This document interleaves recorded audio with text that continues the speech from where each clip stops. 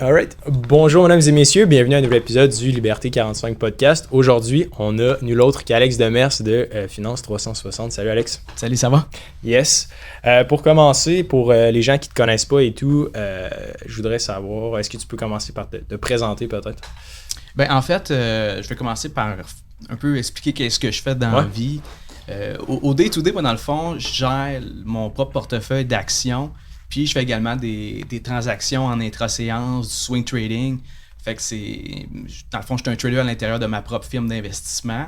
Puis l'autre volet de Traders 360, c'est aussi les formations pour le grand public vis-à-vis le courtage en ligne. Moi, c'est ça, je parle un peu de ça avec Simon avant qu'on commence l'épisode.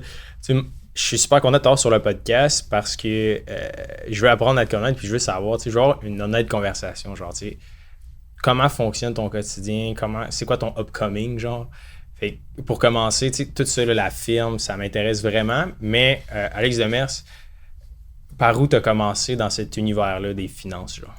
OK, ben, j'ai commencé bien loin de la finance, en fait. Nice. Au départ, j'ai fait un deck en électronique. OK. Fait que ça a plus ou moins rapport avec la finance. Je suis allé travailler à peu près 1 an et demi, 2 ans chez CAE, qui est une compagnie dans le fond d'aviation, de la simulation. OK, cool. Puis, j'ai pas trippé là-dessus pantoute. Le premier volet vers la finance, c'était mon bac en admin que j'ai fait, concentration finance. OK. Mais c'est très rudimentaire. C'est pas ça qui m'a amené vraiment vers l'investissement autonome. Ça a été un long processus. Puis, tu sais, le trading puis le day trading, le monde, des fois, il voit ça comme étant une façon de rapidement faire des gains puis des profits puis augmenter ses revenus. Mais dans les faits, c'est pas ça pantoute. Non, mais pour vrai, parce que c'est ça que je voulais faire initialement. Puis on commence tout avec un petit capital, une coupe de 1000, puis on essaie de déclencher avec ça, mais au final, ça fonctionne pas. Ouais. Fait que ma façon de faire, ça a été de me diriger vers l'entrepreneuriat puis de partir des entreprises pour comme ça ramasser du fric pour financer dans le fond mes opérations. C'est vraiment nice parce que Sim, t'en parles souvent, je pense. Tu sais, souvent la personne qui va flasher sa Lambo, genre, puis qui va vendre un cours de day trading, tu sais, que je trouve poche un peu parce que c'est une profession, genre, en soi, puis c'est une carrière qui est vraiment plus longue qu'on le pense. Mais en général, ça a tellement une connotation de genre d'argent rapide qui est comme probablement la pire approche à avoir en day trading, right? Exact. Niveau business, parlons-en. C'était quoi ta business principale ou celle du moins que tu... Ben, je vais commencer par le début. Ouais. La première business que j'ai eue, tu sais, j'ai commencé, j'avais pas une scène non plus. Là, Nice. fait que moi, je viens de Chicoutimi, j'habitais chez ma mère monoparentale, j'étais aménagé ici, j'ai fait mes études, j'ai pas pris de prêt étudiant, j'ai travaillé de nuit, je payais mes études, tout ça. Puis la première business que j'ai eue, c'était un service d'esthétique automobile, mais à domicile. Nice. Fait que finalement, ce qu'on faisait, c'est que j'avais un partenaire là-dedans. Lui, il faisait du porte-à-porte. On avait ciblé des secteurs qui avaient des bonnes voitures. Ouais, c'est ça, exactement. Des clients potentiels intéressants. Puis, en fait, c'est Westmount, genre. Ben, c'est ça. Ben, nous, on était plus sur la couronne nord, Ok. mais Lorraine, Blainville, Fontainebleau, tout ça. Les gros quartiers. Ouais, c'est ça. Puis, eux autres, on arrivait, il y avait son pad, il expliquait un peu qu'est-ce que c'est l'esthétique, qu'est-ce que le véhicule avait besoin, tu sais, polissage, cirage, les mags à l'acide, traitement du cuir, tout ça. Fait qu'on arrivait avec une bonne facture au final, puis il m'envoyait ça, on bookait ça la semaine d'après, puis c'est de même qu'on a commencé. On avait des semaines, la semaine remplie, l'été, à laver les chances chez les gens, mais tu sais... J'adore ça. C'est un gars que, tu sais, oublie pas que j'ai fait un bac en admin, concentration finance, puis là après ça, tu dis à tes parents, moi je m'en vais frotter des bumpers chez des clients, c'est un peu loin, mais c'est super lucratif parce que c'est un milieu, les voitures, les gens sont prêts à payer pour entretenir ces bebelles-là. Je m'en vais. Non, mais Ça me coûte tellement cher. Tu sais, tantôt, Marianne, elle nous a posé une question, Marianne Spurl qui était sur le podcast. Elle nous a dit, c'est quoi votre meilleur coût financier, puis c'est quoi votre pire, puis ça va être une question qu'on va te poser tantôt. Puis je disais, les petites dépenses, c'est ce qui fait couler un gros paquebot. Mais moi, je vais chez Canadian Tire pour ma BM, là, ça peut me coûter 150 pièces de produits pour le cuir, pour les roues, pour les mags, pour le savon et la cire. Ouais, non, donc oui, je file. Fait que ça a été ça pendant... Ça a duré un été, un automne, puis après ça, on s'est rendu compte que assez rapidement qu'on peut pas faire ça à l'année longue. Tu peux pas. Normalement, tu te présentes chez le client, tu vas utiliser sa hausse, tout ça, tu fais à l'extérieur. Fait qu'on l'a fait un bout un peu à l'intérieur, les personnes qui avaient des garages. Mais il fallait qu'on ait un local pour être capable de justement opérer ça de manière annuelle complète. Là. Fait que ce qu'on a fait, c'est que j'ai trouvé une place où il y avait un lave-auto en démarrage, puis on est rentré là-dedans. Puis j'ai offert mes services d'esthétique en complémentaire avec le lave-auto. Nice. Sauf qu'après comme 2-3 mois, j'ai vu le roulement, j'ai vu le nombre de véhicules, j'ai vu tout ça, j'ai dit, man, c'est sûr que j'achète des parts. Là. Fait que finalement, je suis devenu actionnaire de ce lave-auto-là. Plus, évidemment, le service d'esthétique. On est allé chercher des contrats avec des bateaux, des side-by-side, des motos, des VR. Fait que nice. Ultimement, le but de ça, c'était un levier financier. T'sais, partir ce lave-auto-là, puis la business, ça a coûté une couple de mille, mais on voulait revendre après ça le lave-auto. Parce que là, tu vends un lave-auto, tu vends, dans le fond, la banque de clientèle, c'est ça exactement. Tu sais, je sais pas, j'ai un de mes amis qui a ça sur la Rive-Nord, ça s'appelle Duck Washing, je pense, qu'il a sur la Rive-Nord. Et je vais l'inviter au podcast, mais il n'y a pas de caméra. Puis pour venir au podcast, je veux vraiment qu'il y ait une caméra, sinon il viendra au studio. Et lui, il a acheté ça, il a parti ça à genre 20 ans avec un de ses amis. Puis maintenant, je sais pas t'as quel âge, Alex, mais lui, 33, 34 ans. Puis ça roule. Il y a une coupe de 100 000 dans le compte. Ses affaires vont super bien. Et c'est ce qu'il disait, un peu le même discours que toi. Les gens, pour leur voiture, tu vas leur proposer pour $15 de plus, veux-tu que je te cire ça à l'huile? Ah, ou whatever, je connais pas ça, mais oui, je le fais. Donc oui, puis je pense qu'au niveau lucratif, oui, ça t'a donné un levier, mais même aussi au niveau de l'entrepreneuriat, c'est une expérience en or. Là. Ben, encore là, ça dépend de. Moi, laver des voitures, c'est pas ma passion. Fait que c'était plus vraiment. L'optique derrière ça, c'est d'un levier pour avoir du fric pour pouvoir finalement me lancer dans ce que je voulais faire initialement. Mais moi, je me demande, pourquoi... puis je trouve ça fascinant parce que c'est simple. Je pense que c'est accessible à plus de gens qu'on le pense. Puis tu sais, le bon vieux, on y va vraiment avec les ressources qu'on a présentement. Genre, porte à porte, on se déplace chez les gens. Ouais. Tu sais, c'est comme vraiment... pedal to the metal. Tu sais, c'est comme absolument rien, mais genre, tu réussis quand même à genre construire ta business. Je trouve ça vraiment nice. Qu'est-ce qui fait en sorte que...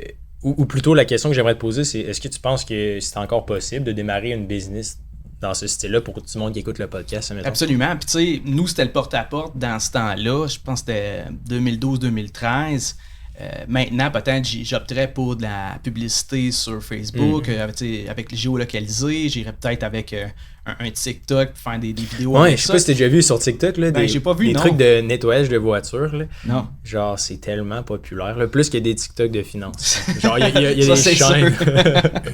mais je pense que ça pourrait être un bon side project pour commencer. Puis ce qui était intéressant avec ton modèle d'affaires, puis c'est ce qu'on se fait souvent demander, parce que Liberté 45, c'est pas juste des formations, c'est aussi, on donne la newsletter, on propose des side hustles, on étudie des side hustles. Puis la majorité des gens nous demandent, ok, je veux me partir un side, mais je veux quelque chose qui ne demande pas beaucoup d'argent parce que j'ai pas beaucoup d'argent. Donc ça, c'est intéressant. Pour partir ça t'a pas pris... Combien honnêtement, c'est une coupe de... Peut-être 1000, 1500, parce que tu arrives, tu as juste besoin de savon, t'es gainé, microfibre, t'es un peu tissé, peut-être un outil pour polir. C'est pas grand-chose.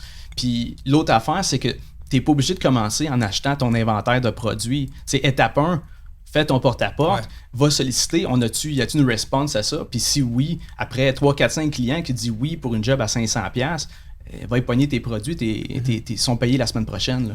Fait que c'est pas du gros risque que tu prends finalement.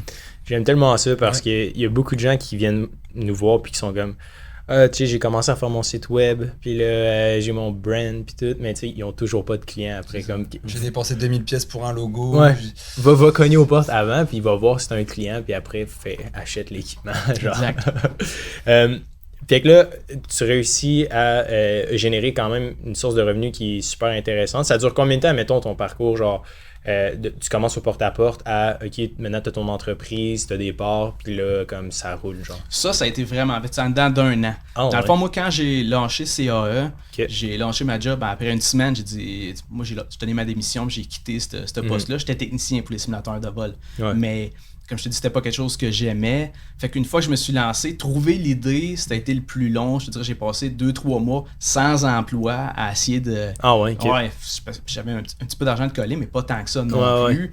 Fait que l'objectif, c'était de trouver vraiment qu'est-ce que je pouvais faire que demain matin, ça marchait. Puis, fait que au final, j'ai commencé avec ça. Ça, c'était hyper rapide. Je te dirais 1 an, j'avais ce business-là, ça fonctionnait. Puis l'année d'après, on avait le car wash.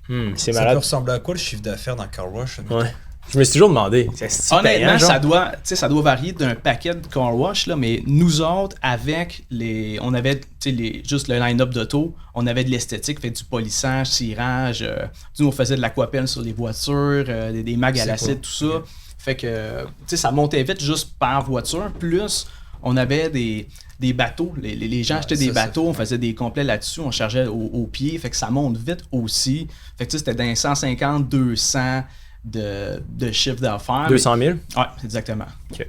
C'est quand même... C'est sûr qu'il y a des bateaux qui rajoutent, là. Oui, c'est ça, exactement, parce que, puis tu sais, ça, c'est le chiffre d'affaires aussi, c'est pas nécessairement ce qui reste sur le bottom line après d'avoir payé ton staff, tout ça, mais c'est quand même, c'est une business qui est simple à opérer, là, t'as pas besoin d'une expertise à tout casser. Puis ultimement, est-ce que tu peux compter sur des marges de genre 50%, 60% ou c'est plus genre 30-20? Les marges, je me souviens plus exactement. Okay. Si je me souviens bien, c'était entre 30 et 40% parce que tu as quand même le local. Ouais. Ça, c'est un frais fixe qui passe à chaque mois. Fait que t'as ça, t'as ton staff, t'as tes produits, t'as l'électricité, t'as un paquet d'autres charges qui viennent avec ça. Mais c'est très rentable. Je trouve ça cool parce que c'est ça, un des side projects qu'on avait entamé, entre autres pour la communauté, c'était des machines distributrices. J'ai acheté 10 machines distributrices.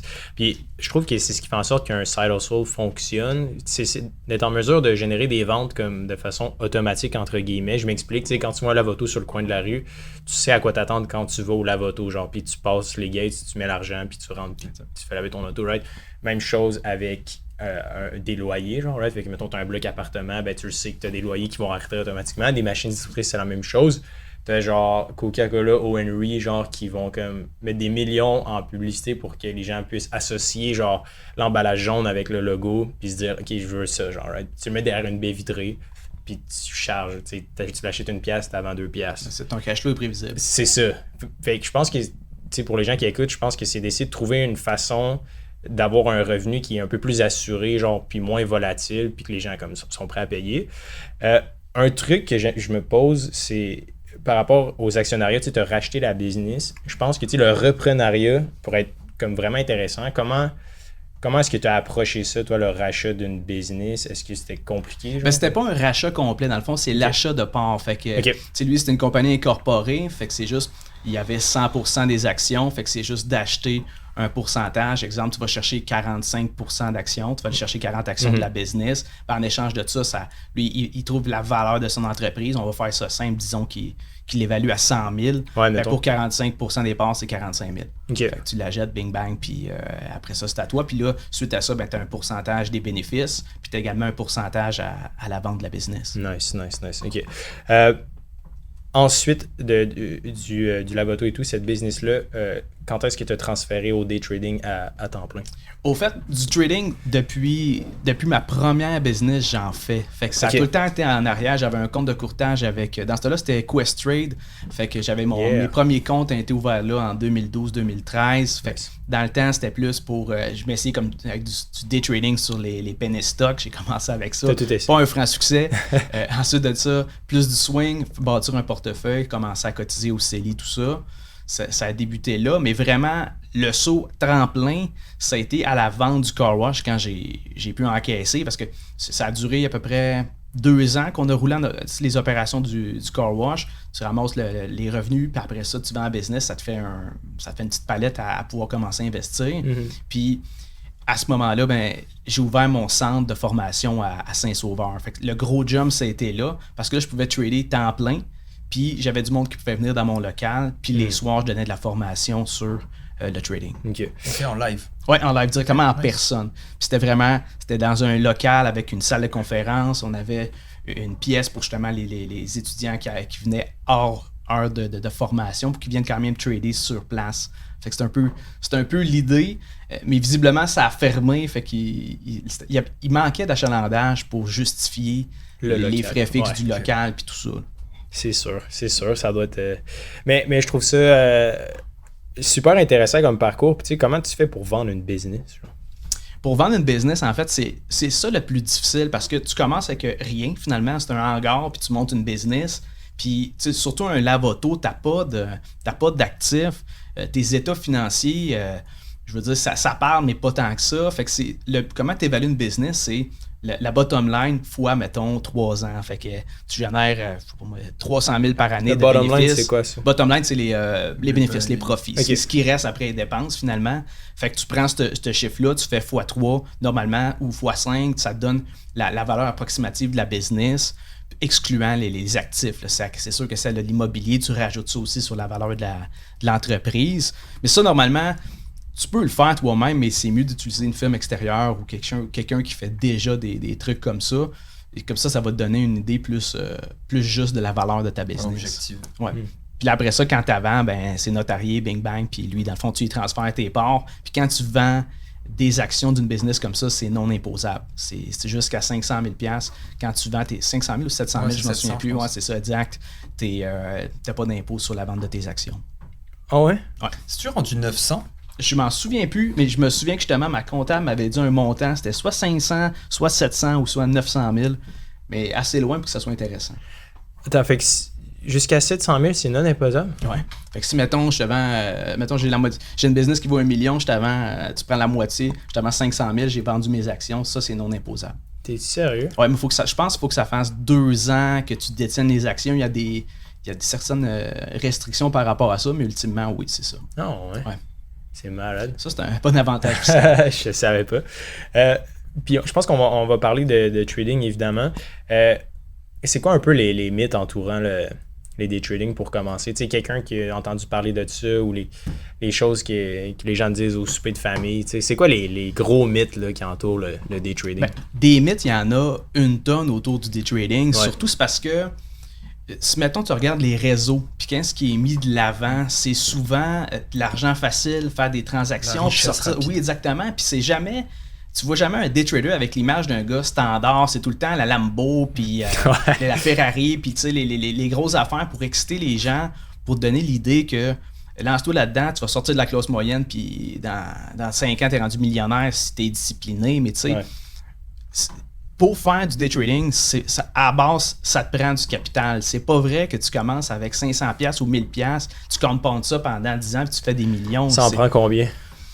Encore là, il n'y a pas de chiffre magique, ça dépend de ton beat de vie. Si tu roules avec une BMW qui te coûte 900$ de paiement par mois, tu as une maison, tu as une coupelle d'affaires, tu vas avoir besoin d'un capital de départ plus important parce que tu vas tout le temps avoir un rendement sur le capital à l'intérieur de ton compte. Mais au minimum, peut-être 30 000$ US parce que des traders sur dire 50 000. Ouais, entre, mettons, 30, 40, 50 000$ US, là, ça commence à valoir la peine. Canadien. Quand je faisais du day trading, c'est un peu ce que je m'étais dit.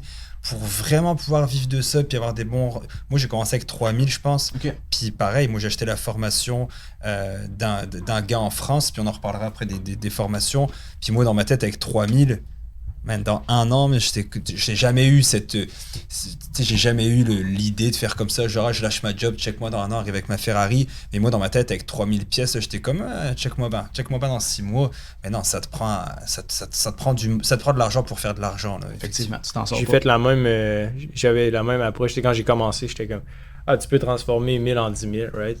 Mais dans le fond, c'est pas comme ça que ça fonctionne. Absolument pas. Ça prend du temps. C'est parce que c'est plus facile. L'appât du gain, ça va attirer les gens. Tu vends une formation, je sais pas moi, l'autre vend ça 5 000, 10 000, 2 000, peu importe. Pour que les gens payent ça, faut qu'il y ait l'idée que, OK, ça me coûte 1000$, mais je vais faire 10 000$ en dedans de 6 mois. Ouais. C'est un retour sur investissement, mais c'est pas le cas. Là. C'est 824 000 le montant en exonération d'impôt. Excellent. Bon. C'était en 2016, là, je sais pas maintenant, mais de ce que j'ai vu. C'est fou quand même, je savais pas ça. Là. Ouais. Moi, j'étais convaincu que tu étais imposé sur la vente. C'est pour ça qu'on parlait la fois passée, est-ce qu'on devrait investir dans le business? La réponse est oui. Ouais. Réinvestir. Ouais. C'est ça, la question que je vais te poser, Alex. Tu sais, mettons, toi, là, je te donne 10 000$ maintenant. Genre. Il est là. J'ai 10 000$. Ouais, j'attends, c'est bon. Qu'est-ce que tu fais, genre, dès que tu reçois cet argent-là? Genre? Honnêtement, 10 000$, ça changera pas grand-chose. Ben, mettons pour toi, je recommence. Si mettons, je te donnais 100 000$, genre maintenant, tu ferais quoi, genre? Probablement la même chose qu'avec le 10 000, dans le sens que... Il est millionnaire. non, mais dans le sens que, ultimement, 10 000, 50 ou 100 000, moi, je vais le prendre, je vais essayer de le réinvestir ailleurs pour le faire fructifier. je suis pas à la recherche d'avoir un 100 pour faire un move quelconque. Non, mais c'est ça que je veux savoir. La question, c'est ton breakdown. Genre, dans ta tête, j'aimerais juste savoir, mettons, tu reçois 10 000. Ouais. Tu les mets dans quel panier, genre dans quel bucket? Mais 100 000. 100 000 mettons 100 000. Okay, Pour quelle raison? Écoute, si mettons, si je comprends bien, c'est tu te reçois 100 000 puis je le reçois dans mon compte de courtage, c'est que je le fais non, avec? dans ton compte chèque, là, genre. On te le donne cash. Tu le savais pas, okay. Mais ton père ou ta mère, ils étaient en Afrique, puis ils ont un tombés sur un banquier qui leur donne un héritage. Bref, tu as 100 000 qui tombent, tu fais quoi avec ça? Je l'envoie direct dans le compte de courtage. OK. Tu t'amuses pas, tu prends pas 10 000. Non, OK. Puis de là, ça vient un peu genre la valeur d'une entreprise versus se payer, genre, et dépasser. C'est parce que de toute façon, à la base, là, moi, ma business est incorporée. Fait qu'à l'intérieur de ça, c'est tout là. Moi, quand je fais du trading, c'est pas moi personnel qui fait du trading, c'est ma business. Puis là, ça génère des cash flows. Même chose pour les ventes, les consultations, tous ces éléments-là, l'infolette, ça se retrouve tout à la même place dans le business. Cette business-là investit, fait du trading. Puis au bout de toutes ces opérations-là, ben moi, je me dégage un salaire avec ça. Ouais. Mais je pourrais me verser en dividende, c'est une autre façon de le faire, mais je me verse quand même un salaire parce que il te faut un salaire pour pouvoir cotiser à tes CELI, REER, tout ça. Fait qu'au personnel, il y a des avantages fiscaux à le faire. J'ai une question parce qu'on s'est fait poser ça sur Instagram. Je pense avoir la réponse. En tout cas, j'ai répondu. Mais si tu peux double-check. Si nous, admettons avec Liberté 45, on a le droit d'investir en bourse, avec l'argent de Liberté 45, on pourrait investir en bourse. Mais est-ce que ça prend une société de gestion au-dessus? Un holding? Pas obligatoire. Non, c'est juste que je te donne un exemple. Là, mettons, vous autres, ça roule vos affaires. Puis là, maintenant, il y a 1 million dans Liberté 45, les comptes de ça. Puis là, vous faites une formation à quelqu'un, le gars, là, il perd 200 000. Puis là, il blâme ça sur vos services professionnels. Puis là, il décide de poursuivre Liberté 45. S'il réussit à prouver que c'est vrai, vous l'avez le fric. Fait qu'il va le ramasser. Okay. Versus, si vous avez des holdings qui possèdent la Liberté 45, mettons, chacun a holding à 50-50, des chiffres comme ça, ben l'argent reste jamais dans le business. Ça sort dans vos holdings. Là-dedans, vous l'investissez de votre bord. Puis ensuite de ça, l'argent que vous avez besoin, c'est votre holding qui va vous le verser à vous, au personnel. Mais toi, en tant que Trader 360, tu peux investir avec Trader 360 parce que la vocation de ton entreprise enregistrée est l'investissement. Oui, puis tu peux le faire avec n'importe quel business, au fait. Tu peux avoir une business d'excavation, puis ouvrir un compte de courtage pour ta business, puis ton cash flow excédentaire, tu le mets là-dedans, puis tu achètes des bonds. Mais enregistré. Ça va être un compte, au même titre que tu as un compte personnel, okay. La seule chose, c'est que c'est un non enregistré parce qu'une business ne peut pas avoir un CELI REER, c'est juste au personnel. Mais c'est ça, je me demandais, est-ce qu'il y a un avantage versus se payer, puis je sais que tu n'es pas fiscaliste, mais tu le vis en ce moment, right? Puis tu as sûrement pensé à ces différentes options-là, versus se verser 5 000 $ chaque ou peu importe le montant, puis le trader chacun de notre côté, ou d'y aller à même le compte entreprise. Genre, est-ce que c'est. En général, c'est juste mieux de le laisser là, right? Ça dépend beaucoup de ta structure parce que tu pourrais juste. Ça dépend si vous êtes toutes les deux d'accord sur le même type d'investissement que vous voulez faire, puis vous voulez bâtir un portefeuille avec Liberté 45, laissez ça dans le business, puis ça va le fructifier. C'est juste que vous n'avez pas un espèce de voile si jamais il y a une problématique avec Liberté 45. Liberté 45, c'est à elle les fonds, fait qu'ils peuvent venir ramasser ça. Versus dans les holdings, il y a une problématique avec Liberté 45, tes holdings ne sont pas touchés. Là. Ok, je comprends, c'est nice. Puis au niveau de maintenant, là, day trading, comment tu as fait pour évoluer ou pour apprendre dans cet univers-là? Parce que j'ai l'impression que c'est gigantesque. Genre, il y a tellement de trucs, d'indicateurs, de façons de l'investir. Comment est-ce que toi, tu as navigué ton parcours, genre?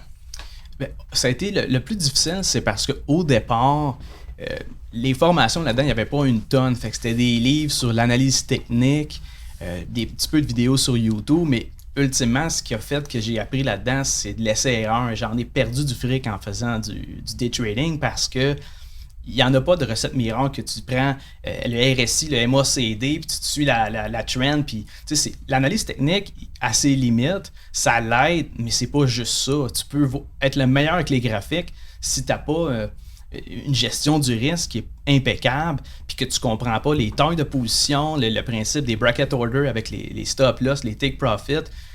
Tous ces éléments-là, ça a l'air hyper simple quand tu regardes, mais au final, quand tu l'appliques, c'est game changer du côté de la gestion du risque. On a sûrement déjà vu des gens qui t'ont formé ou des trucs comme ça. C'est qui la personnalité type qui a davantage plus de propension à réussir genre dans ce domaine-là? Quel genre de personne est meilleur en général, genre pour commencer ça? C'est difficile à répondre, mais c'est sûr que le gars qui a une personnalité à la base gambler, il va souvent s'emporter par ses émotions, il va pas rester rationnel vis-à-vis son analyse, vis-à-vis ce qu'il avait décidé initialement quand il a fait son trade. C'est moi. Mais à l'autre extrémité, tu as aussi le gars qui est trop conservateur, qui est trop sécure, qui ne fera jamais le move. Il va voir, la configuration va être parfaite, tout est là, mais il sera pas game de prendre sa position, ou dès que ça monte un peu, il prend ses profits, fait qu'il est jamais capable de... Mais t'as entendu, je sais plus qui dit ça, c'est un day trader connu, je me souviens plus qui, mais il disait justement que plus tu connaissais, je l'ai déjà dit dans le podcast, que plus tu connaissais d'indicateurs, moins tu faisais des moves, parce que t'attendais de dire, ouais mais attends, mes 2 moyennes mobiles, il n'y a pas eu de croisement avec ma bougie verte, puis mon RSI, il est pas bien positionné, puis là t'es comme, ouais mais ici, et si, avec tous tes indicateurs, qu'à un moment donné tu dis, je prendrais pas position, parce qu'en plus le point pivot, il était pas où est-ce que je voulais, il était sur le S2, donc je le prendrais pas, je vais attendre qu'il soit sur le S3, et il manquait des opportunités à attendre, tellement il connaissait d'indicateurs, donc c'est paralysie de l'analyse finalement, ouais. T'analyses tellement que tu fais plus rien. Ouais. C'est quoi pas nécessairement la façon de l'approcher, mais tu sais, être gambler versus avoir une analyse, parce que souvent on se fait dire, tu sais, est-ce que le day trading, est-ce que c'est que de la chance? Est-ce que oui, ça reste toujours des probabilités, c'est impossible de prédire ce qui va se passer, mais dans le fond, comment, tu sais, mettons gambling versus stratégie, genre c'est combien tu penses en termes de... Au fait, il y a tout le temps la part de luck, si tu veux, parce que même avec tous les meilleurs outils d'analyse technique, ça veut pas dire que ça va aller du bord, que ça va aller. Fait que la logique derrière ça, c'est qu'il faut que ton screening fasse du sens, dans le sens que, premièrement, screening, je vais te couper souvent. Là. Screening, ça veut dire filtrer, quoi? Trouver des actions qui ont un potentiel de générer des gains intéressants en intra-séance. Parce que tu peux détrader n'importe quelle action. Il n'y a rien qui t'empêche de détrader Tesla. Mais c'est pas vraiment une action qui est dédiée à ce type d'opération-là.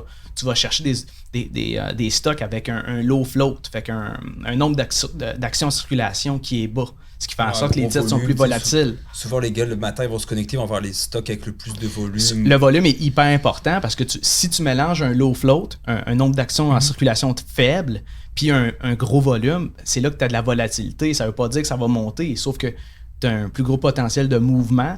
Fait qu'à ce moment-là, c'est de décider où va être ton point d'entrée, ton breakout par exemple. Tu vas prendre ta position sur la cassure de telle résistance. Tu vas déterminer ton point de sortie, mais il faut que tu respectes aussi ton stop-loss qui est ta perte maximale. Parce que tu vois, moi, quand je faisais du day trading, j'en ai fait plusieurs mois en paper trading, donc avec du faux argent. Puis après, quand je suis embarqué sur le vrai, j'ai gardé la même stratégie, mais j'ai toujours gardé, je faisais juste des contract for difference. J'ai jamais tradé dans le marché des actions régulier, j'ai fait des CFD, puis le Forex, puis j'avais les 2 mêmes paires de devises que j'ai tradées chaque jour. Puis dans mes CFD, c'était les indices, puis j'avais quelques actions individuelles de contract for difference, mais j'ai jamais justement fait ce screening là d'aller me connecter, de regarder ok aujourd'hui je vais trader ça ou d'avoir plein justement de screens d'indicateurs qui pop avec des robots qui va te dire là il y a eu tel croisement, il y a eu telle cassure de résistance.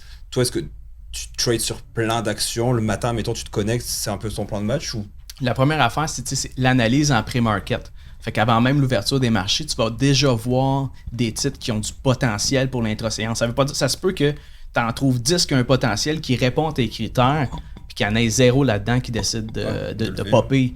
Mais le but, c'est de filtrer. Au moins, tu penses à, 2000 actions le matin que tu regardais, puis qu'après ça, avec tes fils, tu t'en retrouves une dizaine. Mais après ça, tu vas mettre ton attention là-dessus, puis regarder si effectivement, ils vont briser ton prix, que tu décides que c'est la ligne de résistance, que tu es capable d'évaluer qu'une fois qu'ils brisent ça, si le volume est présent, en théorie, ça devrait continuer à lever jusqu'à tel autre niveau. Trader 360, tu l'as parti quand? En quelle année? Ça, c'est 2019. Ok, quand même récent. Moi, je me suis aperçu d'une chose, on en parle souvent avec Hubert, c'est que les formations, moi c'était en France, je n'étais pas ici, mais je me suis aperçu que finalement le gars avec qui j'avais acheté les formations de day trading, c'était pas un day trader. Tout comme une personne que je nommerais pas au Québec, day trading, qui dit qu'il fait du day trading, il fait pas mal plus d'argent avec ses formations. Est-ce que toi, c'est ton cas aussi, qu'à un moment donné où tu... Si tu regardes, ça, c'est justement une affaire puis je le vois ce que tu dis, dans le sens qu'il y en a une méchante gang que c'est ça. Ils font plus de fric avec leur formation qu'avec leurs opérations de trading. Je suis sûr à 100%. Moi aussi, je mets ma main à couper, je mets 100 000 pièces. Mais je suis pas là à regarder ce qu'ils font au day-to-day. Fait que c'est juste une impression que j'ai. Mais de mon côté, si tu regardes le prix de mes formations, là, c'est pas avec ça que je peux me sortir une paye, là, dans le sens que je laisse ça très bas pour que ça soit justement grand public. Quelqu'un qui veut commencer du courtage en ligne, c'est pas nécessairement quelqu'un qui a 100 000 de collés puis qui veut commencer ça. Fait que c'est comme je te dis, mon package le plus cher, il est 800$. Fait que, puis ça inclut toutes les formations. Fait que j'essaie de laisser ça le plus low price pour justement que le but, c'est pas de m'enrichir avec les formations. D'accord. Okay. Mais le day trading, en même temps, j'ai l'impression que, tu sais, grand public, en même temps, c'est tellement pas fait pour tout le monde. Là, j'ai l'impression que c'est vraiment pas fait pour tout le monde. Absolument. Ben, c'est drôle parce que c'est tellement amené comme si... C'était facile. Oui, c'est fou, hein? Su ma façon de faire, j'ai une stratégie, j'ai des analyses. Viens dans mon groupe, je vais te montrer comment, suis-moi, puis tout ça. Mais au final, il n'y a rien de facile dans le day trading. Puis c'est juste... Un volet. Faire l'opération, c'est une chose. Après ça, tu génères des gains. Tu te donnes-tu une paye si tu fais 5 000 une semaine, 10 000 une semaine, tu sors ça au complet? Tu gardes ça comme cash flow? Tu te donnes-tu une paye régulière? Juste l'allocation du capital est complexe. Ça te prend de l'argent pour faire de l'argent. Donc, est-ce que, cette semaine, tu es content, tu as fait 3000 pièces, est-ce que tu te tires une paye de 1000 pièces pour la semaine, tu réinvestis autre, ou est-ce que tu te dis, ah non, je vais garder ce 3000 pour le réinvestir, pour peut-être Parce que tu veux pas tout cannibaliser ton capital que tu as besoin pour trader. C'est fou, puis je pense que tu l'as bien dit aussi, souvent ils vont faire à croire que la personne a 2000 pièces de côté, elle dit, ben écoute, achète ma formation à 2000, puis, mais tu sais, le gars, il n'a pas d'argent pour faire ses trades. Parce que c'est ça l'affaire. Tu veux pas enlever le peu d'argent que le gars a à mettre de côté. Tu veux pas qu'il passe au travers de tes formations. Puis encore là, tant qu'à moi, si tu as 2000$ de côté, commence pas. Fais-toi un fonds d'urgence. Commence à règle tes dettes, règle tes affaires. Puis quand tu commences à avoir un peu de fric qui dort dans ton compte, là, c'est une bonne idée de commencer à regarder. Mais je trouve ça tellement contre-intuitif, Alex, le day trading, parce que tu sais, veut pas, l'humain, comment qu'on réfléchit, c'est qu'on essaie de prendre les chemins les plus courts. Tu sais, mettons, tout est probabilistique ici, genre, les chances que la bouteille d'eau tombe ou que l'armoire nous tombe dessus, genre, tu sais, il y a des chances que ça arrive, tu comprends? Puis, notre cerveau fait en sorte que, tu sais, on dit, ben non, check, c'est stable, c'est correct, puis on peut se concentrer sur notre conversation. J'ai l'impression que tout dans les marchés boursiers spécialement, on le voit que c'est des probabilités puis des statistiques, mais genre j'ai l'impression que le day trading, faut vraiment apprendre à penser à l'inverse de comment est-ce qu'on fonctionne en tant qu'humain. Genre c'est comme faut que tu deviennes littéralement un robot entre guillemets, tu sais, t'enlèves toute forme d'émotion, t'enlèves toute forme de noir et blanc, genre c'est pas noir et blanc, c'est pas j'entre dans cette position-là maintenant, je mets 10 000. C'est non, je commence graduellement à prendre position, puis je regarde comment ça se passe, puis j'augmente ou je diminue ma position, tu sais. Fait que c'est genre tellement l'inverse de genre ce qu'on se fait enseigner genre au day-to-day. Je suis comme, wow, c'est pas fait pour... Tu sais, ça prend une tête quand même spéciale, right? Je vais t'en raconter une, Alex. Quand j'étais... c'était en 2017 ou 2018, je me souviens plus. C'était un vendredi, donc t'es de bonne humeur. Quand t'es de bonne humeur, qu'est-ce que tu fais quand tu trades? Tu mets plus d'argent. Ouais, c'était de 3 à 4 le power hour le vendredi. Là, je suis comme, ok, let's go, j'investis. Puis j'étais au travail parce que j'avais une job. Et là, je suis prêt. Puis là, je mets un gros montant sur, je pense que c'était justement un indice, ça devait être le S&P 500. Puis là, j'étais comme, j'étais willing. Je sais pas pourquoi, je partais en week-end. Tu sais, c'est comme tout excité. Tu sais, les émotions, on parle d'émotions souvent. Je veux dire, les émotions, c'est fou comme ça te fait changer ta manière d'agir. Là, je mets un gros montant. Je pense que j'avais utilisé l'effet de levier. J'avais genre mis pour un 30 000 ou quelque chose comme ça, avec un stop loss. Je sais, en tout cas, pire position. Bref, j'avais mis comme j'avais été willing. Et là, il y a mon boss qui rentre, le VP. Puis là, lui, il s'assoit puis commence à avoir une discussion avec moi. Et moi, il faut que je check mon écran parce que j'ai pas fini. Moi, j'avais acheté, mais j'avais comme pas encore tout seté. Puis là, j'étais comme, ah ouais. Puis il me disait, puis mon écran était comme en biais. Donc lui, il le voyait pas. Tu sais, moi, j'étais toujours en train de regarder un coup d'œil. Puis il me disait, ça va-tu, Simon? T'as l'air stressé, ça va-tu? Puis là, j'étais comme, ah ouais. Puis là, je lui ai fait croire que j'avais comme attends, j'ai reçu un email super important. Faut vraiment que je réponde. Attends-moi un instant. Puis là, oui, ok, pas de problème. Puis j'avais comme tout cancellé. honnêtement, je me suis inscrit si j'ai perdu ou si j'ai gagné. Mais man, l'angoisse pendant qu'il me parlait. Honnêtement, il me parlait, j'étais comme genre. Tout en sueur. Ouais. Et les émotions, c'est fou à quel point tu peux prendre des moves si t'es de bonne humeur, de mauvaise humeur, si t'es une bonne nouvelle, une mauvaise nouvelle. Ton trading va être différent. Tu le disais toi-même que quand t'as commencé à faire du day trading, quand t'as commencé à avoir des pertes plus que des gains. Ouais. Puis, tu sais, je suis super ouvert envers ça. Tu sais, je le faisais davantage comme une expérience parce que je savais que, tu sais, ma personnalité est vraiment pas faite pour faire du day trading. Là. Je suis vraiment trop. Genre, je prends trop de risques. Puis, tu sais, je suis mieux pour construire des projets que être comme vraiment discipliné en termes de day trading. Fait que, tu sais, j'ai commencé en 2 semaines. Mettons, au début, je faisais des bons gains. Tu sais, je faisais, mettons, 100, 200, 300 $ par jour. Puis, à un moment donné, en 2-3 jours, j'ai wipé genre 2600 US, genre. Fait que je me demandais, toi, admettons, puis je pense que c'est intéressant d'en parler parce que, tu sais, souvent on entend parler des gros gains et tout, puis je pense que ça serait cool d'avoir un peu de certaines histoires venant de ta carrière, mais genre, tu sais, c'est quoi, mettons, une erreur que tu as faite, admettons qu'avec du recul, tu saurais que tu aurais pu éviter, puis mettons des bons coups que tu as faits, parce que souvent on se dit, OK, en day trading, tu peux gagner combien, puis tu peux perdre jusqu'à combien à peu près? Genre, je pense que c'est une question qui serait intéressante d'explorer. Ben, encore là, ça dépend du capital avec lequel tu trades. Ouais. Fait que je peux pas parler pour tout le monde. Mais tu sais, de mon côté, les pertes, c'est sûr que ça sera jamais des grosses pertes énormes parce que une affaire que je respecte, c'est que je préfère encaisser mes pertes on the spot. Je fais pas. Souvent, l'erreur des gens, c'est ils vont faire une position, exemple, en day trading. Puis là, ça va pas du bon bord. Puis ils veulent pas encaisser leurs pertes. Fait qu'ils vont convertir cette opération-là de day trading en swing trading. Puis ils peuvent faire la même affaire en swing. Là. Finalement, ça va du mauvais bord, puis ils deviennent des investisseurs long terme parce que finalement, au début, je vais faire un swing, mais j'ai lu sur la compagnie, puis regarde, je vais devenir investisseur long terme. Mais ultimement... Puis, tu sais, la fameuse phrase... je l'ai pas perdu parce que je l'ai pas encore vendu. Bro, tu es en train de le... T'es dans le trou à date, là. Ben, fiscalement, c'est le cas, là, mais dans les faits, là, t'es rendu à moins 80%. Là, je sais pas si t'as vu, il y avait un meme, c'était genre, tu sais, les buffets avec la vaisselle là, dans les vieilles cuisines. Ouais. Là, c'est genre, tu vois, la vaisselle est tombée sur la fenêtre, puis là, tu vois que ça va tomber dès que tu ouvres la porte. C'est vraiment drôle. Là, c'est genre... J'ai rien perdu, gars, tu vois, j'ai pas vendu encore. Parce que mais tu sais très bien que dès que ça s'ouvre, ça pète, là, je veux dire. Mais, fait que c'est ça. Fait que toi, en gros, tu t'assures d'avoir un minimum de pertes possible. Puis tes gains, ben, ça peut. Ben, les gains aussi sont padés. Fait que je suis pas quelqu'un qui va faire des grosses transactions dans le sens que, il y a différents types de traders. Puis moi, je capte mes profits. Quand j'atteins mon take profit, le ratio gain sur perte, je vais encaisser. Là, ton ratio, c'est 1/2 en général que tu trades, toi? Ou? Ça peut être 1.25, ça peut être 1.5, ça peut être 2.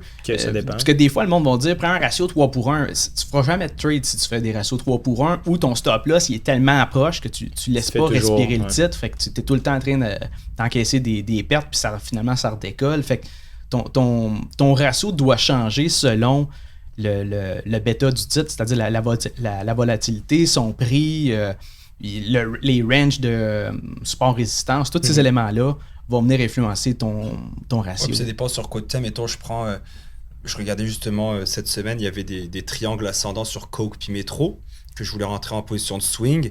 Mais tu sais, mon stop-loss, même si c'était du 1-1 ou du 2/1, bah, à un moment donné, ça dépend ce que tu trades aussi comme indicateur. Tu comprends ce que je veux dire? C'est que oui, le 2-1, c'est cool, tu dois faire le double de ta perte que tu es supposé prendre. Mais à un moment donné, si je vois justement que mon triangle, la résistance était quand même assez basse, bah, j'allais pas mettre un stop-loss à l'autre bout du monde. Ça me sert, comme tu dis, laisser la trade respirer. Des fois, tu as tellement peur de perdre que tu mets ton stop-loss ultra proche, puis finalement, tu te fais sortir, alors que si tu avais été un petit peu plus willing, que tu l'avais mis en dessous de ton dernier support, bah là, la trade, elle serait remontée, c'était juste un signal de rebond. Donc oui, il y a plein de choses à prendre en considération. Puis c'est ça que j'aime avec toi, c'est quand même que tu es nuancé. C'est pas genre, non, c'est ça, puis c'est ça. Puis moi, j'ai raison parce que je m'appelle Alex Demers, puis j'ai ma compagnie. Donc j'aime ce genre de discussion. Moi, ce que je trouve cool, c'est que tu me sembles quand même quelqu'un d'assez terre-à-terre, puis je dirais pas conservateur, mais tu sais, normalement, le day trader, t'as la vision de quelqu'un de super, genre, qui s'emporte, ou qui est comme, j'y vais all-in sur genre Wall Street Bets. C'est comme le pire stéréotype, mais en réalité, c'est genre l'inverse. Ceux-là qui font vraiment de l'argent, c'est qu'ils sont relativement, genre, neutres, puis qui prennent. Logique. C'est ça. Puis cartésien. Exact. En tout cas, c'est ce que je suis, puis les gens que je connais qui ont fait ça puis qui ont un certain succès ou dans leur compagnie, c'est pas des gens qui veulent flamber. Puis, tu sais, genre, quand je travaillais à l'époque à la Tour de la Bourse, tout le monde était en costard cravate, puis c'est ça qu'il fallait, tu sais, si tu vois là, puis ils avaient tous des quotes de la série Suits là, avec Harvey Specter, ils avaient tout ça là. Tout le monde voulait être genre tu sais, c'était comme moi je vais être le roi du monde, puis tu sais, si tu veux, tous des quotes de réussite, puis c'est comme les gars ils travaillaient de 9 à 4 à 4 heures ils allaient se saouler dans les bars, puis c'était comme c'est ça la réussite effectivement. Donc ouais, non, ça prend autre chose pour réussir dans la vie que de flamber puis de dire je vais tout contrôler. Je pense qu'il y a d'autres aspects en tant qu'entrepreneur ou investisseur. Tu as commencé à faire de la radio? J'étais allé une fois, en fait, à C'est quoi? Je t'ai écouté? Ah ouais? Je t'ai écrit. Ah, c'est vrai, t'as raison, c'est vrai. Félicitations. Ouais, j'ai eu une couple de messages cette journée-là, tu peux imaginer. Ouais. Mais ouais, je me suis fait inviter par le producteur de cette émission-là. Okay. Il écoutait le podcast, puis il me demandait si ça m'intéressait de faire ça. Mais j'en ai jamais fait, puis c'est tellement pas dans... Tu sais, un podcast, t'as le temps un peu d'expliquer. Moi, je suis quelqu'un qui va un peu long et en large, fait que c'est difficile pour moi d'être concis puis d'aller... C'était court, hein? C'est très court, puis c'est très... t'as pas énormément de temps non plus pour réfléchir à tes réponses, puis même tes réponses, ils doivent être assez courtes, là, parce que t'as à peu près un 7 minutes de temps d'air avec les autres animateurs, fait que c'est très... C'est pas mon environnement préféré pour parler de finances puis d'investissement. C'est pas facile. C'est très, comme tu dis, c'est très nuancé, ça prend beaucoup d'explications. Quand je t'ai écouté justement passer, que ça a fini, j'ai dit, je pense, moi j'ai écouté 2 minutes en tout cas, là, je sais pas combien de temps ça a duré le truc. Je pense que c'est à peu près 2 minutes et demie, 3 minutes. Comme, qu'est-ce que, tu sais, je me suis mis un peu à ta place, vu qu'on fait pas mal, on est assez semblables là-dessus, je me suis dit, qu'est-ce que j'aurais dit? Puis on était invité à Salut Bonjour, quelques semaines après, je pense. Ouais, c'était drôle. Puis pareil, tu sais, l'interview, c'était comme, OK, moi, je te shoot la question, on va pas l'entendre en nom, donc toi, tu dois la répéter, puis ta réponse doit être ultra concise, c'est 30 à 40 secondes max. Sur le mouvement FIRE. Explique le mouvement FIRE. En partant, il faut juste le traduire, ça, c'est une affaire. Puis là, après ça, expliquer comment ça fonctionne, c'est quoi l'idéologie, les différentes variantes de ça. Ouais. Moi, je parle vite, c'est très typique français, mais tu sais, je me dis, OK, mais là, je dis quoi? Puis, j'avais réfléchi un petit peu à ce que j'allais dire, mais j'ai trouvé ça tellement pas facile. Je me suis détesté dans cette... Ouais, c'était bon, t'étais bien. C'était juste la traduction anglaise. Ouais, c'était drôle, ça. Mais t'as parlé avec Gino Chouinard, en fond? T'es allé sur place? Moi, je suis allé sur place, mais il était pas là, Gino. C'était Francisco Randes qui était là. Ok, nice. Mais ouais, ça me fascine parce que, nous, mettons, c'est genre c'est une réelle conversation. Là, genre, il n'y a aucun script. Genre. Puis après ça, tu vas à la TV où on est allé sur Emma TV avec Marianne Spear. Puis c'est comme, là, il y a la grosse équipe de tournage. Là, les questions, faut qu'ils préparent 2 mois en avance. Genre, puis là, t'arrives sur le plateau. Puis là, c'est comme... OK, là, vous allez avoir 30 secondes, souriez, genre, regardez l'écran. Moi, je suis genre... C'est vraiment pas mon environnement. Mon podcast, je suis seul chez nous, je top mes affaires, je prends mon petit café, je commence à faire mon... Tu sais, j'enrôle devant mon micro, puis après 20 minutes, c'est fini. Tu sais, c'est pas... Il n'y a pas de deadline, il n'y a pas de trucs à respecter. C'est pas super mon type d'environnement. Non, c'est très contrôlé. Ouais. Puis après, je peux comprendre, ça reste la radio, ça reste la télé, ils sont obligés de mettre un cadre parce que, pas ça, mais il y a quelques mois, on avait un bootcamp, puis nous, on fait des lives pendant nos bootcamps à chaque mercredi, puis on a posé la question à quelqu'un, tu sais, peux-tu te présenter? Puis la personne est partie pour se présenter, mais tu sais, moi, je dis, présente-toi, tu sais, rapidement, ton nom, prénom, pourquoi t'es là. Puis le gars parle, puis là, c'est bam, puis ceci, puis tu sais, ma mère, là, était là, puis tu sais, après... Il y a genre 40 personnes. Il y a 40 personnes qui attendent, là, puis on a 1 heure, puis le gars, il commence à s'étaler, tu essaies de reprendre la balle au bon, puis moi ça me fait tout le temps rire quand j'écoute la radio, en plus j'écoute C'est quoi, et souvent tu sais t'en as qui sont à la radio puis qui parlent, tu sais, mettons ils appellent un auditeur, puis l'auditeur il se met à raconter sa vie, puis là ils essaient de le couper, genre ouais mais ou au 98.5 tu sais pour les sujets politiques ou quoi, puis là le gars ouais mais tu sais ma grand-mère elle était là. je trouve ça drôle, là faut être concis, donc c'est pour ça oui je comprends que la télé doit être, ou la radio doit être concis, t'as pas le choix là. Maintenant je me demandais ce que tu fais au day-to-day, ça ressemble à quoi là, ton quotidien? Est-ce que c'est dans le fond à toute la journée que tu trades ou comment ça se passe, mettons là? Ben, ça dépend. Il y a pas c'est pas tous les jours qu'il y a des opportunités pour faire du day, pour faire du swing. Fait que c'est sûr que tous les matins, oui, je suis devant je suis devant les marchés. Là. Je regarde ce qui se passe en pré-market, je lis les nouvelles, je check les données économiques à 8h30. Fait que moi, c'est plus que juste du day trading parce que je fais la gestion de mon portefeuille à long terme. Juste ça va prendre du temps pour les résultats financiers, lire sur la business, les nouvelles qui vont sortir, tout ça. Là, tu fais juste ça de ta vie, là. Ouais. OK. Ben, il y a plusieurs volets, par exemple, à Traders. Mais effectivement, c'est que ça que je fais. Consultation, Exactement, consultation, tout ça. Mais je te dirais que à partir de 7h30, 8h, je suis devant mon ordinateur à regarder des graphiques, puis à lire des données, puis à me plonger dans le monde. Puis environ de 9h30 à 11h, il y a les opérations du matin. Après ça devient tranquille midi.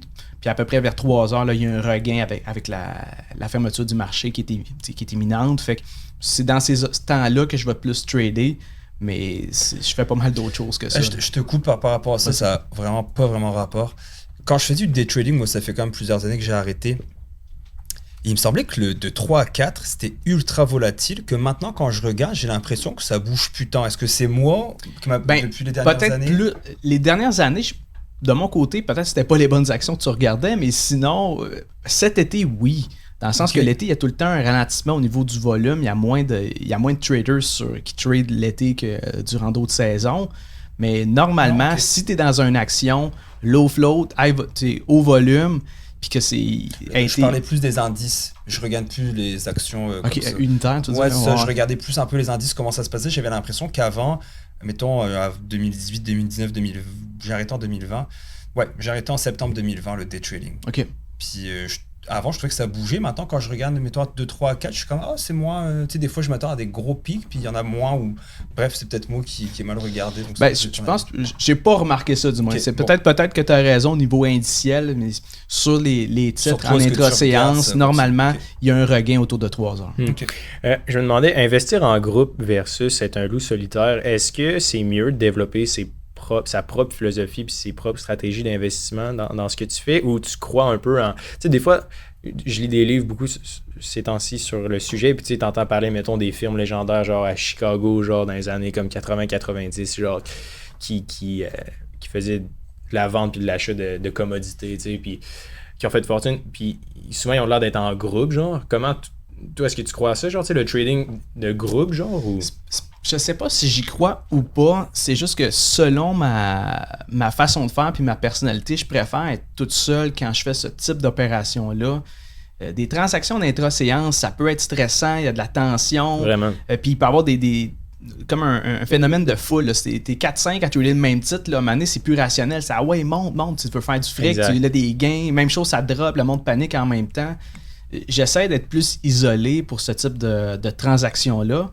Puis un peu la même chose pour le portefeuille, gestion long terme, parce que si tu regardes quand les marchés capotent, tout le monde capote, tout le monde panique, tout le monde veut vendre ses titres, il n'y a plus rien de bon. Fait que si tu veux pas te faire contaminer par ça, j'essaie de rester un peu hermétique à tout ce qui se passe sur forum, groupes sur Facebook, tout ça, parce que plus souvent qu'autrement, c'est pas c'est pas super intéressant qu'est-ce que je vois là-dessus. C'est ça, j'ai l'impression, tu sais, à moins que nous, personnellement, mettons, on prêche beaucoup pour l'investissement dans les fonds négociés en bourse, parce que les personnes, je pense, qui écoutent le podcast, puis ce qui est intéressant, c'est d'avoir une stratégie d'investissement qui est passive. Puis toi, j'imagine que dans ton cas, étant donné que tu es comme knee deep dans cet univers-là, tes investissements à long terme, dans le fond, c'est des actions individuelles?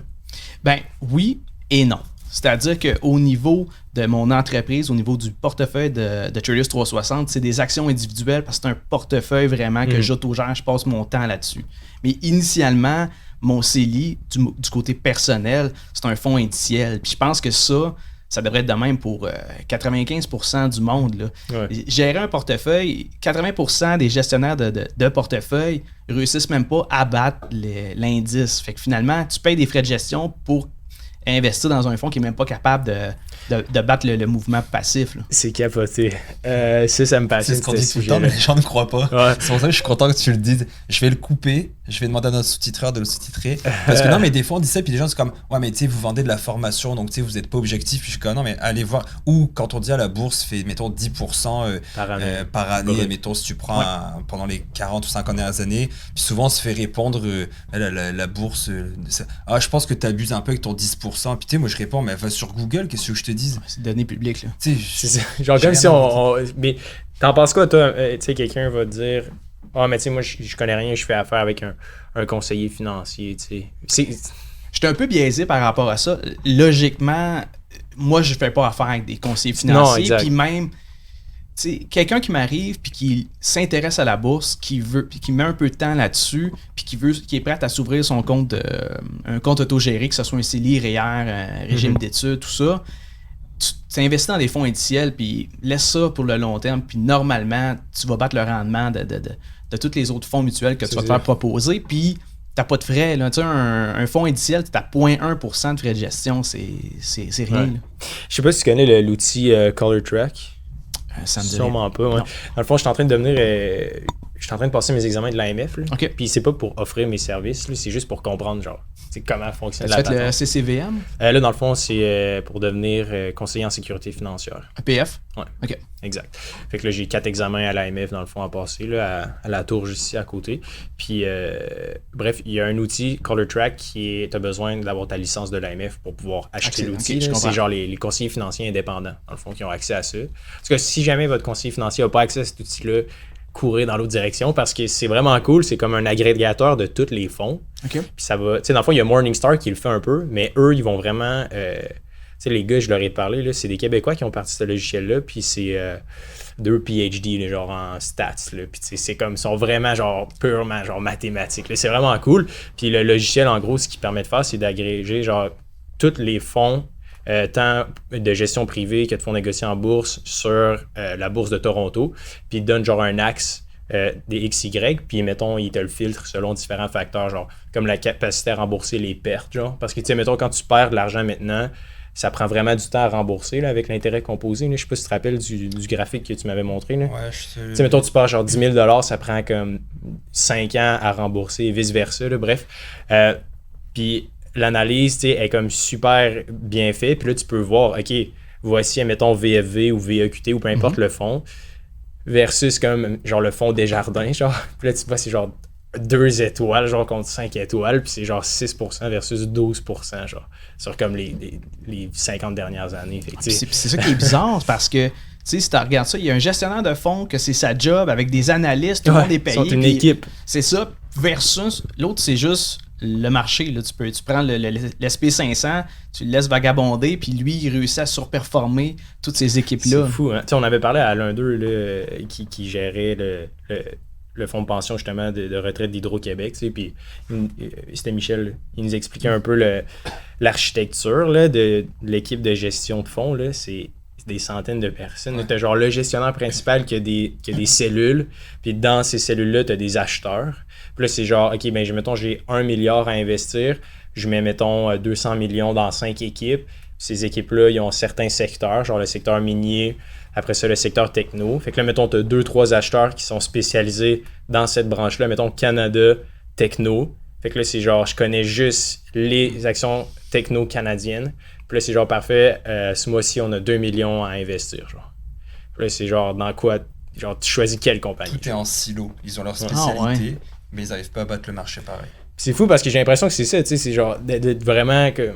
Je serais curieux de voir, tu sais, à l'intérieur, comment ça fonctionne au day-to-day, parce que à la fin, ça reste qu'il y a un dude là-dedans qui décide du fonds de pension de genre des centaines de milliers de personnes qui travaillent vraiment fort toute leur vie pour gagner cet argent-là. Tu sais, qu'est-ce qu'ils ont à répondre à cette statistique-là? Ouais. Ben, tu sais, mettons, je sais personnellement, mettons, Color Track, j'ai parlé au fondateur, puis il me disait, nous, on sert, dans le fond, les conseillers financiers indépendants. Il y a à peu près 50 000 conseillers financiers au Québec en ce moment, là, en 2022. Il y en a à peu près 25 000 qui sont associés avec les banques traditionnelles, genre, fait que RBC, CIBC, Desjardins, etc. 25 000 qui sont indépendants. Fait que c'est genre des cabinets comme Mika ou... il y en a plein, là, des cabinets indépendants. Puis, en gros, eux, ils disent que le logiciel, ils vendent juste aux indépendants parce que Desjardins n'achètera jamais leur suite de logiciels parce que ils voient leur fonds. C'est genre du 2/5, genre, versus tous les autres fonds. Fait qu'ils feront jamais affaire avec Desjardins, tu sais, parce que si leurs employeurs aient accès à ça, ils recommanderaient jamais le fonds Desjardins qu'ils vendent à leur clientèle, tu sais. Fait qu'il y a juste ça que je trouve comme un peu abstrait, tu sais, puis je trouve ça intéressant de juste en parler parce que, tu sais, c'est tellement moins compliqué qu'on... Là, évidemment, je parle pas du day trading, là, je parle vraiment juste... Investissement à long terme. C'est ça, d'investir dans un fonds indiciel pour 10, 20, 30 ans, là. J'ai l'impression que... Tu sais, je l'ai fait la semaine passée, ma soeur est prof au primaire. Puis, elle connaît fuck all. Là. J'ai ouvert son Disney, son Question, whatever. Puis, on a investi pour elle. Là, genre, je me suis connecté, j'ai tout expliqué. OK, c'est quoi VEQT ou peu importe. Puis, c'est juste, tu viens de sauver 2% de frais de gestion sur 30 ans. Genre, ma soeur, je viens de te faire sauver 500 000. Genre, littéralement. Dans un compte enregistré qu'elle peut. Dans un CELI, là. Okay, ouais, c'est ça. On a mis 20 000 dans son CELI. Je comprends. 2% sur 20 000 pendant 30 ans, là, c'est fou, là. Non, parce que ça se compound aussi, là, les frais de rendement. C'est astronomique. C'est quoi ton take sur la bourse en ce moment? Sur le marché? Présentement, là, tu me pitches vite de même, mais... Ouais, bombardement. Grosso modo, là, les chiffres de l'inflation viennent de diminuer un peu. Fait que les gens ont l'impression que... By the way, on est en août 2022. Important, sinon je vais avoir l'air ça ne fitera pas trop. C'est ça. Mais là, il y a une réduction, un ralentissement au niveau de l'inflation. Fait que ça a descendu autant du côté US que du côté canadien. Donc ça a excité une couple d'investisseurs parce que l'idée derrière ça, c'est que si l'inflation ralentit, en théorie, la Fed, la Banque du Canada vont pouvoir arrêter d'augmenter les taux d'intérêt. Fait que les gens ont vu ça d'un œil positif. De mon bord, je ne suis pas encore convaincu tant que ça va réduire à ce point-là, puis que les banques vont effectivement arrêter. D'après moi, la Fed, la Banque du Canada vont continuer d'augmenter les taux. Puis l'autre chose, c'est que l'inflation, les données qu'on a eues du côté de l'IPC, c'est très biaisé dans le sens que si tu regardes ça concrètement, c'est la portion énergie, le pétrole, l'essence qui a diminué fortement. Mais le prix de la nourriture, il a quand même augmenté. Il y a la consommation pour exactement. l'IPC. Est-ce que tu sais comment ils font pour mesurer ça? Genre les données sur le terrain? Là? Ça, la méthode, non. La seule affaire que je sais, c'est qu'ils mettent on appelle ça la substitution. Fait que si, exemple, le poulet augmente de 5% puis le bœuf augmente de 10%, ils vont pas dire que la viande a augmenté de 10%. Ils disent qu'un consommateur qui est rationnel, si le poulet a moins augmenté que le bœuf, ben il va se rediriger vers ce produit-là vu que c'est moins cher. Fait que ça va affecter la pondération au niveau de l'indice des prix à consommation. Ça, je savais pas, c'est intéressant, mais il y a un article qui est paru il y a quelques semaines dans Bloomberg ou dans Wall Street Journal qui parlait que, dans le fond, la Fed, les employés, ce qu'ils font pour aller récolter les données de l'inflation, c'est qu'ils vont faire des sondages avec des iPads, genre dans les petites et moyennes entreprises. Je te le jure. Allez fact-check ce que je viens de dire. Aux États-Unis. Ou pour le sentiment des consommateurs vis-à-vis... Non, pour mesurer genre l'inflation aux États-Unis, genre. Puis je te jure, allez me fact-check, là, s'il vous plaît, allez voir. C'est vraiment... Ils se promènent avec des iPads puis ils posent des questions. C'est hyper subjectif, là, right? Tu sais, puis une suggestion que je trouvais intéressante, c'est juste d'aller, admettons, avec les Visa puis Mastercard, puis aller analyser les données en temps réel des transactions puis des prix, genre des transactions fluctuées, right? Mais c'est pas ça qu'ils font. Non, parce qu'ils prennent pas vraiment ça. Ils prennent pas un panier de produits puis le lait coûtait tant. Mais ça serait bien mieux. Ça reflèterait plus la réalité. En temps réel versus l'espèce de... Parce qu'en ce moment, j'ai l'impression qu'il y a tellement un gros décalage entre ce que, mettons, le gouvernement reçoit comme données puis la décision qu'ils prennent versus ce qui se passe en ce moment, tu sais. Ouais. Je veux dire, Joe Biden, ben, c'est un peu une joke, mais tu sais, qui dit qu'il n'y a pas d'inflation, genre. Mais, ou des fois, ils disent qu'il y a 7%, mais on le voit bien, là, que le prix à la pompe est genre en train d'exploser ou whatever, tu sais. Fait que j'ai l'impression qu'il y a comme tellement de décalage que ça fait en sorte que, genre, tout roule moins bien, là. C'est parce que si tu regardes juste les données du taux de chômage, de l'indice des prix à consommation, les données sont comme amoindries par la filtration des données qu'ils prennent. Fait que si tu reçois ça, ça a l'air moins pire que ce que c'est concrètement, mais les consommateurs, nous autres, au day-to-day, on le voit, là, notre épicerie, l'essence, tout ça, c'est concret. Là. Très concret. Fait que, mettons, pour les prochains mois, est-ce que tu es optimiste, tu es pessimiste? C'est juste personnellement Écoute, la seule chose que je peux dire, c'est que en mai-juin, j'ai acheté énormément d'actions parce que j'ai considéré sous-évalué à ce moment-là. Ouais. Les prix de TELUS, Disney, BMO, Starbucks, Netflix, tout ça, ils étaient vraiment, à mon avis, à des prix intéressants pour une position long terme. Là, il y a vraiment eu un rebond. Là, aujourd'hui, c'est pas mal dans le rouge. Là. Ouais, 1.5. Ouais, j'ai vu ça. Mais moins 1.4. Je ne sais pas si c'est la fin. Là, la tendance baissière est brisée, mais est-ce que c'est vraiment la fin du bear market? on va le savoir plus au mois de septembre, mais qu'on voit qu'est-ce qui se passe du côté de la Fed. De toute façon, il y a une augmentation des taux, enfin, pas une augmentation forcément, mais une revisitation, une réévaluation des taux en septembre. Septembre, exactement. Je pense que c'est le 8 septembre. Si... Je me souviens pas de la date, mais septembre, c'est sûr que là, ils vont réévaluer justement la situation en se basant sur les dernières données de l'inflation. Qu'est-ce que tu as dit? J'ai signé variable. Je viens d'acheter une maison, puis j'ai pris variable. Le variable, il y a 4.4 actuellement. 4.35. Le fixe, c'est à combien? Et ils m'ont donné un fixe 2% avec la TD, puis c'était 5.5 ou 5.4. Okay. C'est quand même beaucoup. Tu sais, moi, actuellement, je suis à 2.14, puis j'ai signé il y a 2 ans. Mais c'était, par contre, on s'entend les 2 dernières années, c'était anormalement bas. Là. Mais ouais. T'en penses quoi de l'immobilier? Est-ce que tu investi dans l'immobilier? Zéro pin bar, j'ai même pas de maison, j'étais en logement, là, je loue présentement. Mais pourquoi? C'est bizarre, tu sais, il me semble l'immobilier, c'est le meilleur investissement de tous les temps, non? Ben, c'est parce qu'il y a tellement avec le refinancement, puis le monde amène ça d'une façon que, my God, tu vas générer des cash flows, puis t'as pas besoin d'une grosse mise de fonds, tu refinances, tu la ressors, puis bing bang, tu sais, un peu l'ingénierie financière. Puis oui, il y a des opportunités sur l'immobilier, mais moi, ça me rejoint pas. C'est pas un type d'investissement réellement passif. Là. Je veux pas me faire appeler à 3h du matin par des locataires parce que la toilette est bouchée. C'est pas quelque chose qui m'excite. Puis je suis pas un gars manuel. Fait que veux pas, c'est de la brique, c'est du concret. Il y a du monde qui aime ça. Moi, c'est pas quelque chose qui m'attire, même si il y a un paquet de monde qui ont fait de l'argent dans ce secteur-là. Je pense qu'il y a beaucoup de raccourcis. Genre, j'ai acheté mon bloc 300 000, 5 ans après, je le revends 500 000, j'ai fait 200 000 dans mes poches. Souvent, puis encore une fois, on fait pas de guerre avec l'immobilier, c'est juste, je suis comme toi, quand je parle d'immobilier, c'est vraiment pas mon truc, je suis pas manuel non plus, puis j'ai pas envie de me faire appeler, puis là, Hubert, je vais envoyer la maison que j'achète, c'est une maison qui est dans un cul-de-sac, en arrière, c'est un terrain protégé, il y aura jamais personne qui va bâtir là, j'ai un grand terrain, j'ai genre 15 000 pieds carrés de terrain, avec des haies de cèdre de genre 10 pieds, 12 pieds de haut, parce que je suis casanier, puis j'aime pas me faire appeler.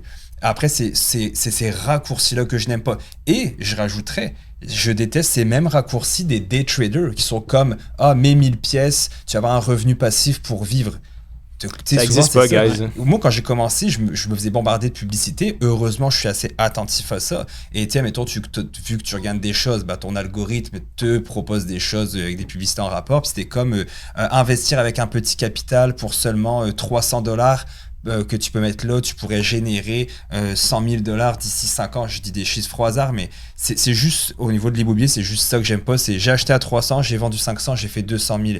Sans compter les taxes de bienvenue, les frais de notaire, les réparations, l'entretien. Et là, on me dit, ouais, les réparations et l'entretien, c'est la même chose. Pas en tout. L'entretien de ton gazon, l'entretien d'une bâtisse, ça a besoin d'entretien. Les réparations, c'est pas pareil. C'est pas pareil des réparations. C'est comme l'idée préconçue que acheter une maison, c'est un investissement en soi. C'est pas un investissement avec un gros rendement au final. Si tu regardes tous les frais encourus versus... là, c'est un petit peu plus difficile avec les logements. Ouais. Mais dans le temps, tu habitais dans un logement, tout l'argent excédentaire que tu mettais pas parce que tu n'avais pas de terrain à entretenir, les toitures à changer, les taxes, la taxe de bienvenue, les frais transactionnels aussi, ton courtier, le notaire, tout ça. Un moment donné, ça s'ajoute. Si ce montant-là, tu le prends, tu l'investis, puis tu à la place, tu vis dans un logement plus rudimentaire, ton rendement est pas mal plus gros que quelqu'un qui a acheté sa maison pour... Je calculais ma taxe de bienvenue, tu sais combien ça va me coûter? Combien? Dis-donc un prix. Je sais pas, 3 000 genre? 12 000. 12 000? Ma taxe de bienvenue. C'est payé là, tu sais, tu peux pas la financer, c'est ta taxe de bienvenue, c'est là 12 000. Donc ça, à un moment donné, pareil, l'entretien, je te montrerai tantôt les photos de la maison, l'entretien, ça va me coûter un bras, là. Piscine creusée. La tondeuse. La tondeuse, la piscine creusée, le spa, la maison, elle est grosse, va falloir l'entretenir. Mais tu sais, quelqu'un qui connaît pas, par contre, c'est important de comprendre aussi que tu as été frugal toute ta vie aussi. Là, oui, c'est ça. Comme la BM, c'est ce que je disais à Marianne au dernier podcast. Parce qu'elle dit, je suis arrivé dans le parking, dans le stationnement, je me suis stationné, il y a la mienne, puis je vois la tienne à côté. Je dis, ouais, mais attends, oublie pas, t'as 22, j'en ai 35. Moi, de 22 à 34, très frugal. J'ai économisé quand un malade mental. Mais tu sais, genre, c'est quoi, à 22, t'as fait de faillite ou t'étais sur le bord de la faillite, admettons, puis là, maintenant, t'es rendu genre... Ouais, mais ça a été des choix de vie aussi que j'ai fait. Exact, Moi, j'ai été t'sais. endetté très solidement. Pas parce que j'ai fait des erreurs, c'est que j'ai saisi une opportunité avec un entrepreneur qui m'a pris sous son aile, puis il m'a promis monts et merveilles. Puis à 22 ans, quand tu veux arriver avec sa grosse Mercedes, les Porsche, tu te dis, moi, je veux être comme lui, tu es un businessman. Puis finalement, le gars me payait pas. Puis je travaillais comme un acharné, il me payait pas. Donc j'ai loadé mes cartes de crédit pour continuer à pouvoir travailler pour lui parce qu'à un moment donné, ça allait payer, puis il m'a jamais payé. Mais tu sais, ça n'a pas été parce que je suis tombé dans la drogue ou dans l'alcool ou que j'ai acheté n'importe quoi. Mais j'ai eu une période dans ma vie très de sécheresse financière assez intense. Mais après ça, quand justement on parlait encore l'épisode avec Marianne, qu'elle a été malade, puis c'est là qu'elle commence à prendre soin de sa santé, on dirait que c'est quand il t'arrive quelque chose que tu réalises, que tu te dis ok, ou c'est ça, un déclic. Mais oui, mais maintenant à 35, je vais avoir 35 à la fin de l'année, mais c'est maintenant que je me suis dit, et moi je me suis toujours fixé jusqu'à 35 ans, je vais vivre vraiment, je vais économiser, tu sais, le cost fire, moi c'était pas mal ça, je me suis dit, je vais mettre le plus possible que je peux de côté, je vais travailler comme un malade, puis à 35 ans, je relâche la pédale de gaz. Là, j'ai eu l'opportunité, la BM m'a vraiment pas coûté cher, dans le sens qu'il y avait des très bons deals. Avec l'inflation, les gens ont peur. Là, la maison, je viens d'acheter, on est en août 2022. La maison, il y a eu 7 visites, je suis la seule offre. Aucune surenchère. Puis là, les gens m'ont écrit, pour dire, fais attention, les taux d'intérêt vont monter. Penses-tu que j'aurais fait un move financier sans avoir l'argent en arrière pour me backer, Non.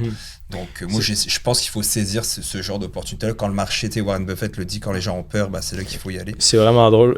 Tu te rappelles, on fait des conférences des fois dans les écoles, puis c'était vraiment drôle au début pour avoir... parce que les kids, ils écoutent pas tant, genre de secondaire 4-5. Puis là, je vais toujours me rappeler, quand tu commences la présentation, je m'appelle Simon, à 23 ans, j'étais endetté, puis maintenant j'ai 35 ans, puis je suis millionnaire. Puis là, les kids, genre, ils se lèvent, puis ils commencent à applaudir, genre. C'est tellement gênant, j'étais quand même allé arrêter.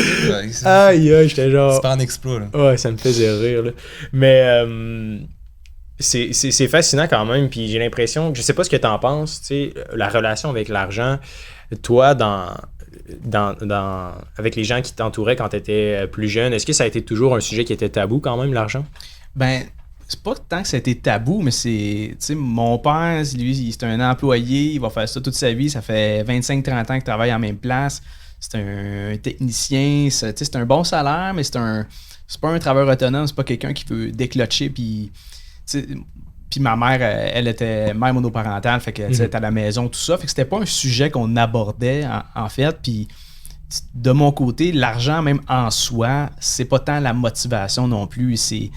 Moi, je trippe sur la bourse, l'investissement autonome, l'entrepreneuriat. Puis ça donne que ces domaines-là génèrent de l'argent. Mais le fait d'être justement dans ce milieu-là, est-ce que tu te fais... juger? Est-ce qu'on t'a dit que c'était peut-être une erreur quand t'es parti à ton compte alors que t'avais étudié? Est-ce que t'as eu juste... C'est sûr, parce qu'en plus, l'élément que j'ai pas dit, c'est que CAE, mon père travaillait là, travaille encore là aujourd'hui, puis c'est lui qui m'a fait rentrer là, puis au bout d'un an et demi, je décide de tout lâcher ça pour me partir à mon compte. Tu le sais pas, il y a peut-être l'impression aussi que j'allais juste pas travailler, que c'est pas, ils disent pas ça pour te bâcher non plus, non, c'est pour t'éviter que finalement tu te retrouves mal pris. Je pense que nos parents veulent aussi quelque chose qui est sécuritaire pour nous, qui est safe, quitte à prendre moins de risques, quitte à en avoir moins dans les poches, mais au moins que ce soit safe. On a fait justement, Hubert a fait le sondage, préférerais-tu 1 million? Ah ouais, c'est intéressant, je vais sortir les stats. Préférerais-tu 1 million maintenant ou 50% de chance de gagner 50 millions? Puis je pense 74% ont voté pour avoir 1 million tout de suite. Puis c'est un peu ça, je trouve que nos parents se disent oui, il y a des risques, mais t'es mieux avec ton petit travail. Moi aussi, ça a été ça souvent. Je travaillais beaucoup, puis c'était comme, ou j'économisais beaucoup. Et ce qu'on me disait souvent, c'était mais Simon, faut que tu profites. Puis je leur disais, mais je profite. Moi, j'aime ça, faire ça. C'était ça le sondage, je sais pas si tu vois. C'est une story, ça va skip, mets ton doigt, mais. Donc avoir 1 million. My God. Tout de suite. J'ai quand même été vraiment surpris. Je sais pas si les gens qui nous regardent sur YouTube vont le voir, là. Sûrement pas. Non, on verra pas, right? Non, pas. Mais peu importe. En gros, on a fait un sondage en story. On disait, il y a deux boutons, un bouton rouge puis un bouton vert. Puis la question, c'est est-ce que tu prendrais 1 million maintenant en tapant le bouton rouge ou si tu tapes le bouton vert, tu as 50% de chance de gagner 50 millions. Puis sur environ 400 votes, il y a eu près du tiers des gens qui prendrait le bouton vert, puis près du 2/3 bouton rouge. T'en penses quoi de ça? C'est l'aversion au risque, là. Ça, c'est. Quand tu vois ça, c'est parce que justement, l'autre, c'est safe shot, c'est sûr, tu l'as. L'autre, à 50%. Mais toi, mettons, tu taperais plus le bouton rouge ou le bouton vert? Si tu regardes, au niveau probabilité, ouais, je prendrais le 50%. Ah ouais? Ouais.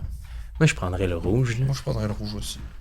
Rouge, parce Là, que le rouge, c'est quoi? c'est 1 million 1 million, je maintenant. prendrais 1 million. Ou 50% de J'ai chance pas de besoin gagner 50 millions. en fait. Mais c'est ça. Personnellement, je suis comme. Tu sais, ce que tu peux faire avec 1 million versus ce que tu peux faire avec peut-être 0, genre, tu sais. Encore là, ce que tu peux faire avec 1 million ou, tu sais, mettons 50% de chance de gagner, c'est combien? 50 millions. 50 millions, ça te donne 25 millions. Tu sais, ça veut dire... non, je trouve que honnêtement, ça vaut le gamble vaut la peine. De toute façon, 1 million, ça, tu sais, ça dépend aussi de tes qui, puis ça fait quoi dans ta vie, je pense, effectivement. Ouais, tu sais, si ça change ta vie complètement, puis que tu passes de t'es plus endetté pantoute, tu peux faire vivre ta famille, go for it. Sinon, j'ai l'impression, puis mon tes objectifs, tu sais, aussi. Moi, je sais que...